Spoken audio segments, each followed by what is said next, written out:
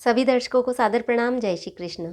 शास्त्र संगत चैनल पर आप सभी का हार्दिक स्वागत, अभिनंदन। दर्शकों, आज इस चैनल के माध्यम से यह जानकारी दी जाएगी कि देव उठनी एकादशी के दिन क्या क्या उपाय किए जा सकते हैं, तो उनसे मनोकामनाएं पूरी होगी और आपको लाभ प्राप्त होगा। हम सभी जानते हैं कि देव उठनी एकादशी कार्तिक मास शुक्ल पक्ष की एकादशी, जिसे देव प्रबोधनी एकादशी भी कहते हैं। इस दिन भगवान 4 महीने की योग निद्रा से जागृत होते हैं। इन 4 महीनों में भगवान शिव के हाथों में संसार के संचालन का दायित्व होता है।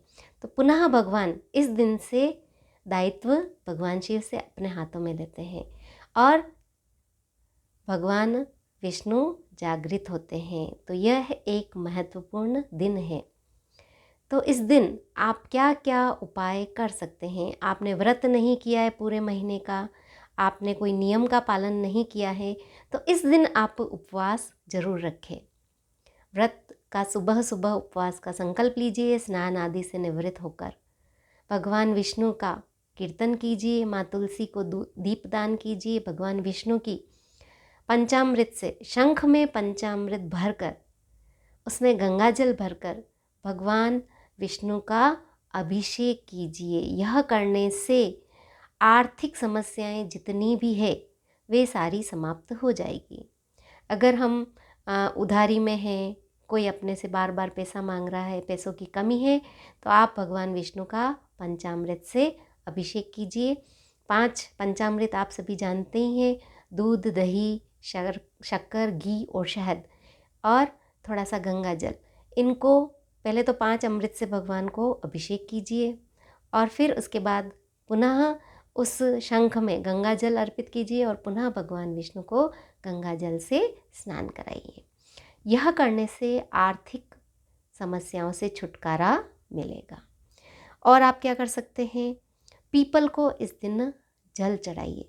जल में क्या करना है? थोड़ा सा गुड़, तांबे का लोटा लीजिए, जल लीजिए, उसमें थोड़ा सा गुड़ डाल दीजिए और पीपल की जड़ों में जल को अर्पित कर लीजिए।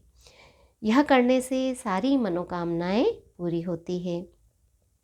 इस दिन आप भगवान शालिग्राम माँ तुलसी का विवाह करवाइए। अगर नहीं करवा सकते हैं तो कम से कम माँ तुलसी को एक लाल रंग की चुनरी अर्पित कीजिए। इससे सौभाग्य में वृद्धि होती है और घर में जो नेगेटिविटी होती है वह ख़त्म हो जाती है।